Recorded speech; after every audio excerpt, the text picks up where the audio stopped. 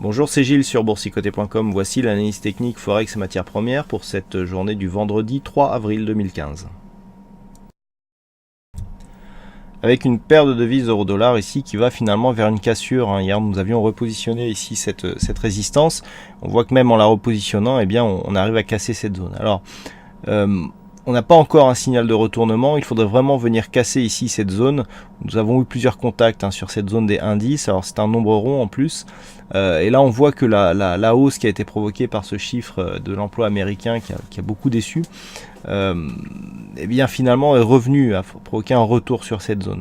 Il faudrait vraiment casser d'une première part ici cette zone de résistance.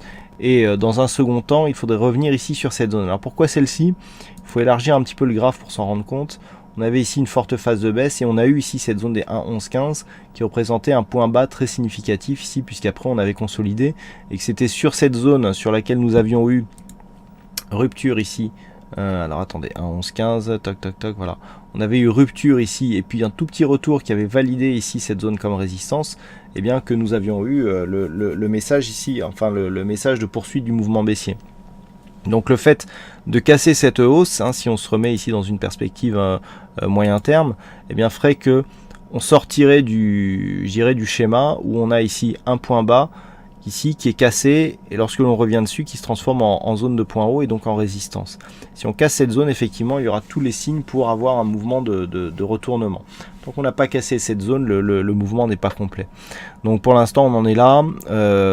Donc deux zones à surveiller, 1,10 et ici 1,1115. Par contre, si les cours reviennent ici sur la zone de point bas et notamment sur cette zone des 1,0714, eh bien il y a risque d'avoir un double top. Lorsque l'on voit ici le nombre de contacts que nous avons sur cette zone ici des 1,10, si les cours reviennent ici à partir de ce point haut, eh bien effectivement on pourra avoir cette fois-ci un mouvement de retournement, enfin de continuité baissière puisque suite à ce double contact, et si on revient sur cette zone, l'objectif se situera quasiment sur les 1,0450, ce qui nous ramènerait ici sur ces points bas significatifs.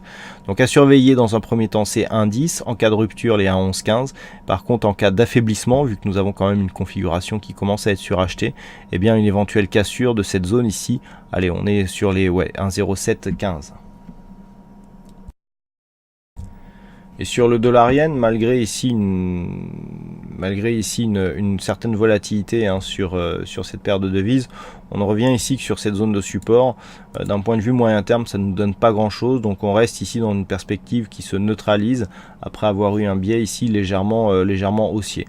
On manque de dynamique, le dollar yen ne fait pas grand chose actuellement et donc on revient sur cette zone de support. Donc tant qu'on est ici sur cette zone des 118,73, on a plutôt une petite préférence vers un retour du mouvement haussier, mais ça se joue vraiment à peu de choses. Donc là, nous sommes dans une évolution qui était précédemment haussière, qui se définit désormais dans un range moyen terme, qui se définit ici suite à la hausse que nous avions ici. Alors dans un premier temps, on aurait pu penser à une phase de consolidation, mais là, on est vraiment sur un mouvement qui devient neutre moyen terme.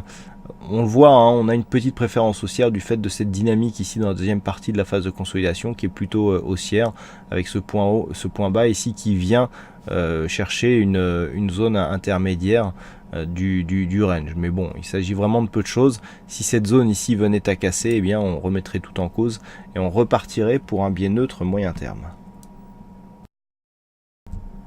Pas de cotation du gold aujourd'hui, ce n'est pas un oubli, on reste ici sur une configuration où les cours, après avoir marqué ici ce contact sur la zone des 1208, reviennent ici et n'ont pas réussi à casser cette zone des 1208 points. Donc prochaine analyse du gold donc sur de nouvelles cotations dès la semaine prochaine. Voilà donc ce que nous pouvons dire sur cette analyse technique Forex matières premières. Je vous souhaite à toutes et à tous un bon week-end, bonne chance dans vos prochains trades. Et on se retrouve donc dès la semaine prochaine pour d'autres analyses techniques sur le site boursicoté.com. Bon week-end à tous.